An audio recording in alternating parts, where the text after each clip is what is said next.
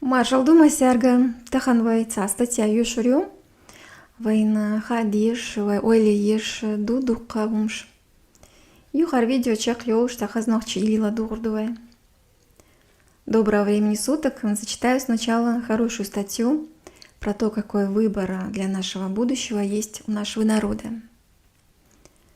Есть два пути государственного строительства Чеченской Республики Ичкерия после ее деоккупации.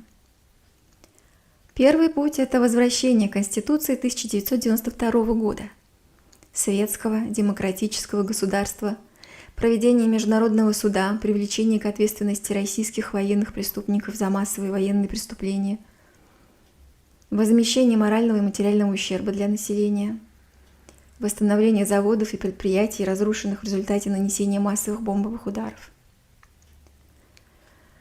Второй путь – это строительство исламского государства, что для мира будет ИГИЛ-2 с чеченской репутацией в мире, созданный Кремлем и чеченскими популистами, с такими же последствиями для чеченского народа, как и для иракского после создания международной коалиции для уничтожения этого ИГИЛа. Приход к власти любой религиозной секты обернется борьбой за эту власть другими сектами, как это происходит в Афганистане на фоне плачевной экономической ситуации, созданной противостоянием международному сообществу. Мир нас не признает, если будем строить исламское государство. Не будет своего паспорта, экономики, соответственно рабочих мест, пенсий, зарплат и так далее. Строительство исламского государства на руку России, которая избежит международный суд за свои преступления в нашей республике и выплаты нанесенного ущерба. А без этого суда мы не сможем восстановить наши предприятия.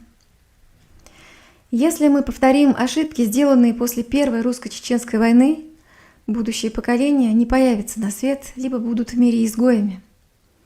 Вот почему мы, ныне живущие, должны не только сохранить этот мир для наших потомков, но и спроецировать для них модель, контуру желанного будущего.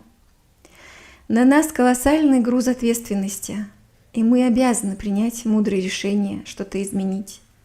Несмотря на многие провалы в политике, желание популистов приучить граждан к тому, чтобы они меньше думали. Хотя сознание людей эти популисты и пропагандисты пытаются заполнить мишурой, все равно все больше людей интуитивно начинают чувствовать, что-то происходит не так.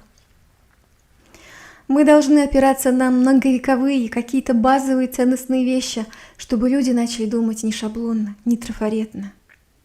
Без иллюзий по поводу будущего, открыть глаза на очевидные вещи, сняв пелену с глаз. И как нам вести себя? По какому сценарию мы должны жить?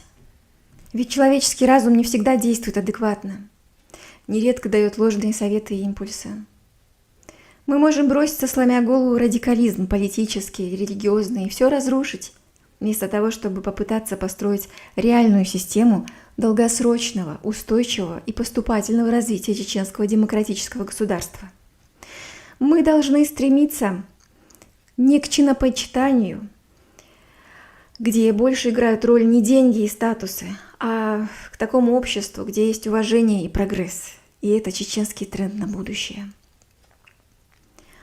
Радикальный образ чеченского народа, что создается радикальными религиозными блогерами, является огромным подарком и подспорьем для Кремля, который занимается тем же самым по всему миру. На этом я завершаю свое видео. Если есть какие-то темы, которые вы хотели бы обсудить, обязательно пишите в комментариях. Сутяса видео да ерзем, шейдит слуш алу шум дела хаал комментарий, что я zie шумасера адикел марша.